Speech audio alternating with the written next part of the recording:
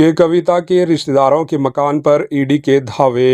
Enforcement directorate ED ने BRS के रुकने कौंसल एमएलसी के कविता और इनके ससुराली रिश्तेदारों के मकानात की तलाशी ली। के कविता दिल्ली शराब स्कैम मामले में फ़िलहाल मरकज़ी एजेंसी की तहवील में है। ईडी की 7 टीमों ने इस कार्रवाई में हिस्सा लिया।